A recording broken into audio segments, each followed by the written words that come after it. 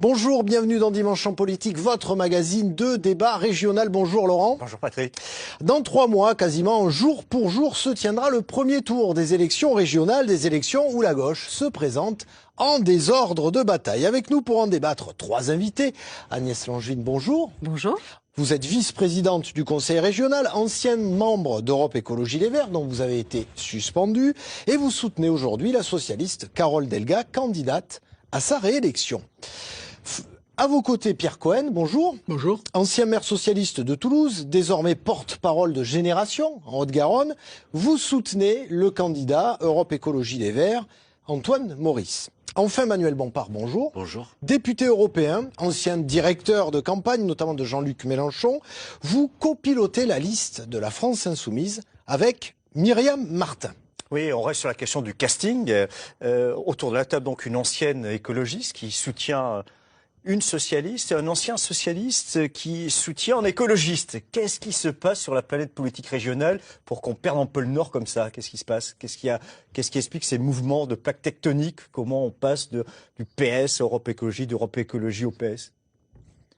Moi, je peux expliquer en tout cas les raisons pour lesquelles depuis 3 ans, nous avons fait des choix, en particulier de Génération, mais qui convergent puisque nationalement, Génération, Europe Écologie Les Verts et un certain nombre d'écologistes ont décidé de faire un pôle écologiste dans la mesure où, eh bien, beaucoup de monde parle d'écologie, beaucoup de monde se ressent écologiste, mais maintenant, il me semble qu'il faut passer aux actes et considérer que l'urgence climatique nécessite on peut pas réellement... être socialiste et écologiste. Si, au contraire.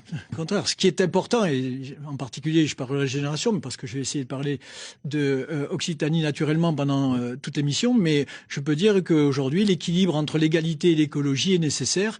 Et par contre, l'écologie est nécessaire maintenant, rapidement et en urgence, contrairement à ceux qui en parlent et qui n'en font pas obligatoirement beaucoup. Agnès Langevin, vous étiez à Europe Écologie Les Verts, vous êtes dans la majorité de Carole Delga.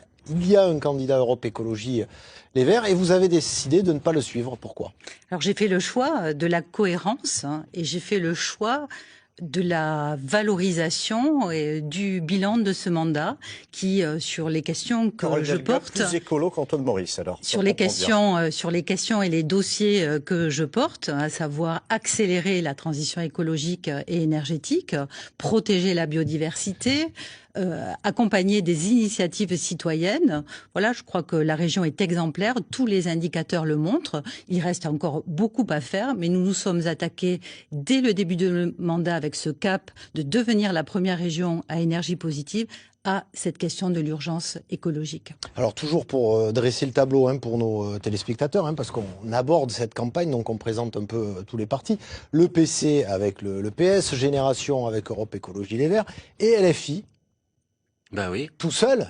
Bah tout seul, on va voir d'abord. Ah oui, parce que j'allais dire, c'est peut-être pas. Vous avez encore moyen de vous entendre ou pas? Bah écoutez, je pense que bon, tout ça c'est pas un jeu. La question qui est posée, c'est la question de savoir quelles sont les différentes propositions politiques qui sont sur la table pour les prochaines élections régionales. Et là, on est là pour en débattre. Et c'est normal qu'il puisse y avoir un débat. Il y a un bilan d'une majorité régionale sortante. Il ne s'agit pas ici de dire que tout est négatif. Il y a des choses qui ont été faites, qui peuvent être positives. D'ailleurs, pour un certain nombre d'entre elles, nous y portons une responsabilité. Quand la région a décidé de mettre en place, de généraliser la gratuité des équipements scolaires dans les lycées, ça a été porté notamment, pas seulement, mais notamment par les élus de la France Insoumise. Donc c'est des éléments positifs. Puis après, il y a des éléments dans lesquels on ne se retrouve pas aujourd'hui dans le bilan de la majorité régionale sortante. C'est vrai en matière sociale, par exemple. Aujourd'hui, vous avez des suppressions d'emplois, malheureusement, chaque semaine dans notre région. Ben, nous disons, la région a des leviers pour agir. Par exemple, elle pourrait décider de poser des conditions aux aides qu'elle donne aux entreprises, et notamment la première de ces conditions, c'est de ne pas supprimer des emplois. Alors, et puis il y a une deuxième... Ces aides, et vous le savez, Monsieur Bompard, oui. Les aides, et nous y avons travaillé dès le début du mandat, et j'ai eu le soutien de mon groupe pour conditionner, éco-conditionner les aides aux entreprises. Elles ne le Donc, sont pas, en termes de suppression d'emplois. Faut pas raconter des histoires. Madame, toutes les aides sont soumises à des règlements, voilà. Nous les avons renforcées quand nous avons... Vous direz ça aux salariés de AK Technologies à Toulouse, vous direz ça aux salariés de Aubert et Duval en Ariège, vous direz ça aux salariés du Lot qui aujourd'hui voient leur emploi supprimé, alors que la région leur a rapporté de l'argent. Vous comprenez qu'on puisse se poser légitimement la question. Oui, moi, je ne m'en prends pas à vous, je pose l'élément comme un débat de fond. Je vous réponds Donc, soit on est toujours dans la déclamation et dans la Pas dans la posture, déclaration, je suis dans la ou alors proposition, on est vraiment sur à la fois la valorisation du bilan, parce que valoriser un bilan, c'est rétablir aussi quelques vérités, mais surtout dire que nous avons été vraiment au travail pour croiser, pour concilier tous ces enjeux, emploi, justice sociale et écologie. Pierre Gouin, vous avez soutenu Carole Delga il y a 6 Oui. ans. Quel regard vous portez sur son bilan Justement, social? je voudrais pas que Agnès Langevin ait l'impression d'être attaquée parce que, par exemple, je dis très clairement que nous assumons l'essentiel du bilan qui a été celui de la majorité sortante et en particulier de Carole Delga, puisque on parle souvent de la présidente. Mais il n'empêche quand même qu'on l'a vu, et d'ailleurs votre groupe, votre ancien groupe, avait passé un contrat de mandature qui a été tenu en grande partie. Mais aujourd'hui, et depuis des années, quand j'ai parlé tout à l'heure de choix de certaines il y a 3 ans, c'est que maintenant nous considérons qu'il y a aussi une façon de se comporter et de porter des conditionnalités par rapport aux aides et aux projets qui ne sont plus les mêmes qu'il y a quelques années. Donc, parce que Carole Delga, trop à droite, d'une certaine non, manière, c'est pas une assez question. sociale. Non, parce que c'est pas une question de droite ou de gauche. C'est une question de en même temps. Que Macron, en même temps, il y a... Oui, mais c'est une question de en même temps, et je vais le dire très clairement, que Macron a porté, je dirais, au maximum, c'est-à-dire qu'en même temps, on fait croire qu'on est de gauche, et en même temps, on a des politiques et des politiques publiques qui sont quand même ou droitières. Là, c'est pas le cas, mais par exemple sur l'écologie, en même temps, pendant les 6 ans, il y a eu un certain nombre de déclarations et même d'actions qui vont dans le bon sens, comme par exemple les assises sur le ferroviaire et sur la mobilité. Et en même temps, on se retrouve encore avec un soutien qui permet aux voitures d'être un élément non négligeable et fort dans les mobilités. Donc, ce qui veut dire, et ça, on va le voir sur l'agriculture, on va le voir sur l'énergie, on va le voir sur certains sujets où en même temps, il y a des déclarations et des bonnes intentions. Donc, nous ne sommes pas critiques à 100%, mais en même temps, nous considérons qu'il y a nécessité. Vous le défendez, le bilan écologique, Oui, voilà, Agnès vous Langevin? avez raison, j'ai amené... Parce que vous venez d'Europe Écologie Les Verts, on le l'accord de rappelle. majorité que nous avons... Oui, on avait justement, c'est pour ça que je prends le relais, on avait une belle plume, celle de Gérard Onesta, donc en 10 points sur la création d'emplois, 100 000 emplois créés avant le Covid, un maintien de 250 000 emplois, parce que nous sommes vraiment sur le terrain, contrairement à ce que vous dites, pour vraiment consolider... Non, mais laissez-moi terminer. Pour consolider et soutenir l'emploi, première région à énergie positive, nous avons co-construit avec plus d'une centaine de parties prenantes la trajectoire. Le rail, vous avez souligné la qualité. Laissez-moi... la majorité régionale, oui. Comment vous expliquez que vous n'avez pas réussi à vous entendre, la faire majorité... comprendre et à rester unis? Puisque là, il n'y a quand même pas un divorce, mais il y a des désaccords. Je suis d'accord avec vous. C'est quoi? C'est un problème de méthode, c'est un problème de personnalité, c'est un problème de fond? Expliquez-vous là-dessus. Il y a un là-dessus. problème de méthode. Vous voyez pourquoi j'ai été suspendue d'Europe Écologie Les Verts? Parce que j'ai refusé d'intégrer ce processus qui a mené à la désignation du candidat Antoine Maurice et au choix de la stratégie. Et moi, ce que j'ai trouvé dans la méthode particulièrement incohérent, c'est qu'on n'a pas pris le temps d'examiner collectivement ce mandat pour lequel nous avons travaillé, que les militants d'Europe Écologie Les Verts n'aient pas eu sur le bulletin de vote la case du périmètre actuel de la majorité. Ils votaient pour, ils votaient contre, c'est encore une autre question, mais qu'on ne prenne pas, alors que l'accord de majorité est plus que respecté, qu'on est allé beaucoup plus loin ce temps parce qu'on est dans d'autres postures présidentielles ou qu'on prépare d'autres élections au regard, justement, vous l'avez dit, de l'urgence climatique, de l'urgence écologique. Ça, je trouve ça assez fort de café. Manuel Bompard. Bon, moi, je suis pas un membre d'Europe Écologie Les Verts, donc je réponds pas sur ce sujet, mais à propos du bilan de Carole Delga en matière d'écologie. La difficulté, c'est qu'il y a effectivement des déclarations, il y a parfois des actes, et puis après, il y a des actes qui vont à rebours. Et je vais donner ici quelques exemples. Et vous pouvez pas caricaturer, c'est pas un problème de ceux qui voudraient faire et de ceux qui ne voudraient pas faire. Tout le monde ici veut essayer de faire. Si, mais on parce peut qu'on faire n'a pas les choses beaucoup entendu Madame, vos propositions pendant... Si, vous m'avez interrompu. Et vous savez, on peut faire les choses d'une certaine manière et puis on peut faire les choses d'une autre manière. Par exemple, vous faites le choix, c'est votre droit bien sûr, mais les citoyens ont le droit d'en être informés, vous faites le choix de soutenir par exemple le développement et l'extension et la privatisation du port de Port-la-Nouvelle à côté de Je vous expliquerai pourquoi. Oui. Et dans le projet sur ce port, on nous dit que ça va permettre d'importer des hydrocarbures de Oman et des céréales d'Amérique du Nord. Eh ben, excusez-moi, mais il me semble, chacun pourra aller consulter ce projet. Il me semble que quand on veut un projet écologique digne de ce nom, on ne soutient pas un projet de ce type-là. La région, par exemple, a refusé de voter un moratoire. Vous parlez de proposition, on a fait une proposition, un moratoire sur le projet de méga-scierie de Lannemezan, le projet Florian. Nous avons proposé un moratoire, vous avez refusé de voter ce moratoire. Pourquoi? Parce que ce projet de méga-scierie industrielle met en danger une bonne partie de la forêt pyrénéenne, avec du bois qui est coupé ici et qu'ensuite est envoyé en Chine pour être transformé. Moi, je pense que là, vous voulez des propositions, on peut faire des propositions. Rapidement. Pour développer une autre filière bois durable et responsable. Mais je vous rejoins tout à fait. Oui, c'est des propositions. Oui, mais c'est ce à quoi nous travaillons. Par contre, vous savez pertinemment que la région n'est pas partie prenante dans ce projet de scierie, que nous ne le finançons pas, et qu'au contraire, et oui, on a financé l'étude pour justement faire la démonstration que ce projet n'est pas durable dans le temps. Vous voyez, on fait rapidement sur les dossiers écologiques, sur les dossiers écologiques et après on enchaîne. À juger le choix de Madame Langevin. Mais il y a une chose qui est sûre, c'est qu'elle peut pas nous rétorquer que sous couvert qu'elle ait fait un choix qui la regarde, qu'il n'y ait pas de possibilité de débat. Par exemple, vous avez dit région Occitanie, première région à énergie positive. Bon, écoutez, il y a quand même des trous dans la raquette. Les consommations entre 2015 et 2018 sont passées de 124,7 TWh à 128,7 TWh, c'est-à-dire une hausse de 4 TWh. Par contre, la production d'énergie, elle est passée de 13,9 à 15,7, soit une hausse de 1,8. Ça, j'ai l'impression de vivre la métropole où on a un plan climat chaque année qui dit qu'on doit atteindre 40% de diminution de gaz à effet de serre et chaque année, on s'aperçoit qu'on progresse. Bon, donc, madame, on a vu ça veut dire qu'aujourd'hui, il y a des divergences et il y aura des différences d'appréciation. Alors, justement, on a bien vu qu'il y avait des divergences. Alors, comment on est parti d'une gauche unie pour remporter la région il y a 6 ans à la situation actuelle? On voit ça avec ce dossier. Il est signé Stéphanie Bousquet. Quand la liste de Carole Delga remporte les élections régionales le 13 février 2015 avec 44,8% des voix, c'est grâce à une union de toutes les forces de gauche. Elle appartient à une nouvelle génération politique. On a envie de faire des choses, de faire bouger le curseur, mais là, il va vraiment falloir le faire bouger. Mais cette union sacrée a très vite volé en éclats. Les élus de la France insoumise sont sortis de cette majorité avec fracas dès 2017.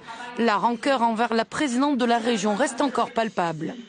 Le bilan que je tire, c'est un gâchis.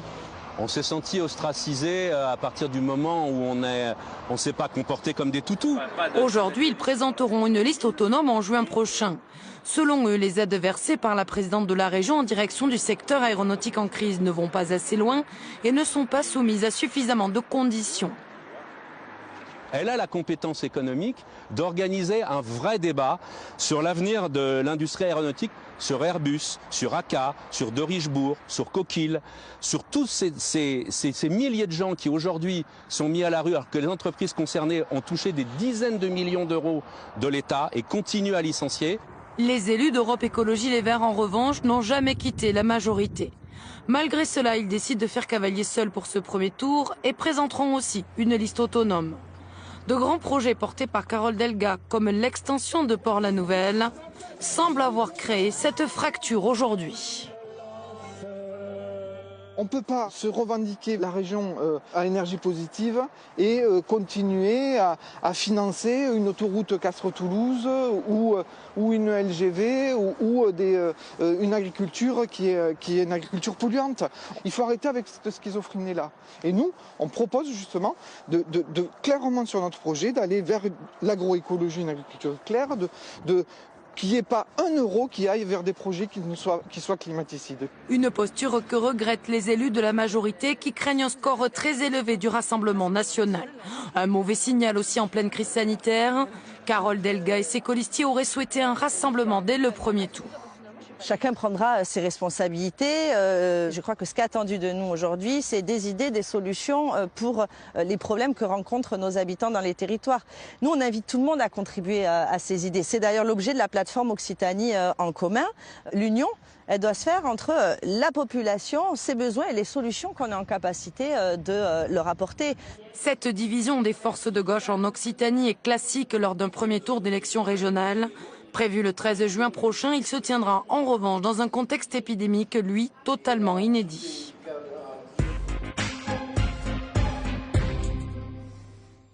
Alors justement, Stéphanie vient de le dire, on est dans un contexte inédit, enfin si ce n'est qu'on a déjà vécu une élection sous ce contexte finalement, mais ça ne va pas faciliter les choses pour faire campagne, vous faire connaître et faire connaître vos projets, Manuel Bompard. Bien sûr, c'est plus difficile, c'est clair. Avec une campagne sous couvre-feu, c'est plus difficile de rencontrer les gens. Bon, vous avez un rôle à jouer dans cette affaire. Si vous donnez la parole aux différentes listes, ça leur permettra de mettre leurs différents projets sur la table. Puis malgré tout, il faut faire preuve d'inventivité, de créativité, d'aller à la rencontre des citoyens, de les informer. C'est une bonne idée de voter quand même en juin prochain. Ça reste quand même une bonne option. Moi, nous, on a toujours dit la même chose de ce point de vue-là, c'est-à-dire que si les conditions sanitaires permettent de voter et de faire une campagne dans des bonnes conditions, il faut maintenir l'élection. Si par contre on continue avec des mesures de restriction des libertés, de nouveaux confinements, alors la question du report doit légitimement se poser. Justement, Agnès Langine, est-ce que si le contexte épidémique perdure, ça peut fausser aussi les résultats? Écoutez, on s'organise. Là, de toute façon, au niveau de la majorité et de la présidente Carole Delga, nous sommes au travail. Je veux dire, l'urgence, notamment en matière sociale, économique, écologique, est là. Donc, nous continuons ce pourquoi. Mais il va falloir faire campagne à un moment donné. Mais là, pour l'instant, voilà, on connaît les dates depuis quelques jours seulement. On va voir effectivement les modalités qui seront permises au regard des contraintes sanitaires. Ça va pas renforcer une sorte de prime sortant. Il n'y a pas y avoir une super prime sortant parce que du coup, il y a plus de lisibilité, plus de facilité à être connu, reconnu, communiqué quand on est aux affaires. Ça a été souligné. Il y a déjà la question de la restriction des libertés. Si en plus on met sous cloche la démocratie, je pense que ça va poser de gros problèmes. Donc il va falloir les uns et les autres qu'on s'organise pour porter notre projet, le faire connaître avec des outils évidemment numériques, sans oublier quand même la rencontre. Et espérons qu'avec l'accélération, en tout cas je le souhaite, de la vaccination, on puisse organiser ces élections comme nous l'avons fait pour les municipales. Pierre Cohen, Antoine Maurice est sur le terrain là, il fait campagne, c'est pour ça qu'il n'est pas avec nous d'ailleurs. Oui. Cette campagne justement, parce que lui il va devoir se faire connaître sur l'ensemble de la région, c'est quand même plus compliqué là. Oui, il a une certaine notoriété, même si vous avez raison, il est certainement en retard par rapport à la présidente ou par rapport à certaines personnalités, on l'a vu dans le dernier sondage. Mais vous avez raison, c'est-à-dire qu'il y a deux risques. Le premier risque, c'est si la crise sanitaire s'accentue, il y aura évidemment des questions à se poser, mais en ce qui me concerne, je pense qu'il ne faut pas passer sous silence le besoin de cette démocratie, parce que aller jusqu'au présidentiel sans ce rendez-vous, et c'est pour cela que j'insiste sur les régionales. Les régionales est un bon moment de débat. Il est un bon moment de débat parce qu'il permet à la fois de débattre sur le fond, et on a vu, si on enlève les petites chicailles, je dirais, de partis, on s'aperçoit qu'il y a quand même des sujets de fond. Et ces sujets de fond, ils doivent être, je dirais, un peu le moteur de cette démocratie. Et aujourd'hui, nous avons inventé une campagne. Moi, je partage ce qui a été dit. Je l'ai vécu pendant les municipales. Je suis évidemment de ceux qui pensent que si on avait voté le deuxième tour le dimanche suivant, Jean-Luc Moudenc perdait.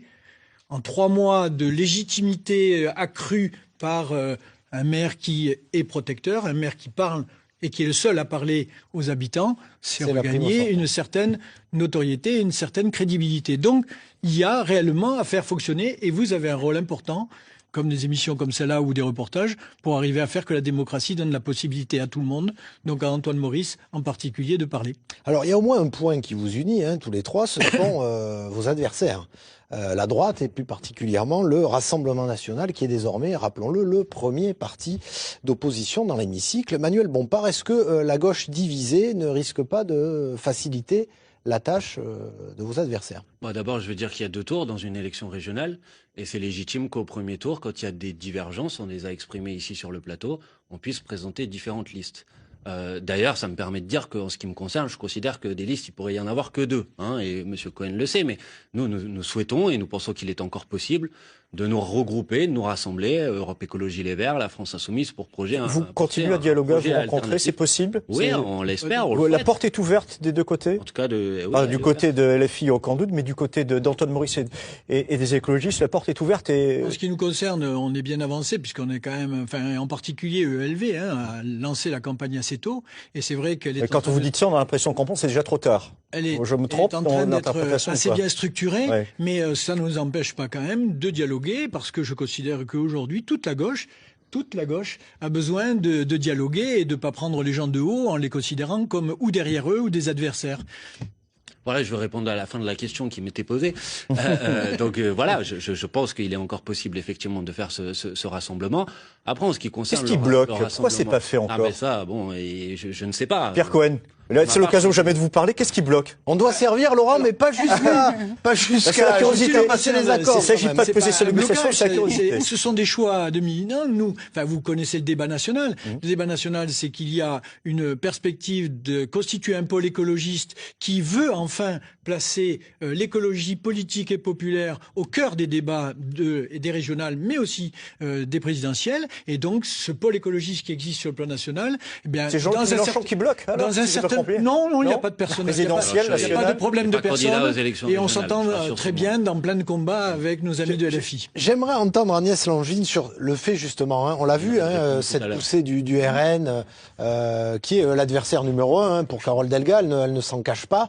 Mais justement, est-ce qu'une gauche divisée finalement ne facilite pas la tâche au Rassemblement national? Bien sûr, et puis vous savez que j'ai été candidate à la mairie de Perpignan. C'est aussi pour ça que je vous pose la question. Qui a vu donc l'élection de Louis Alliot, qui est vraiment, moi je l'ai vécu extrêmement douloureusement.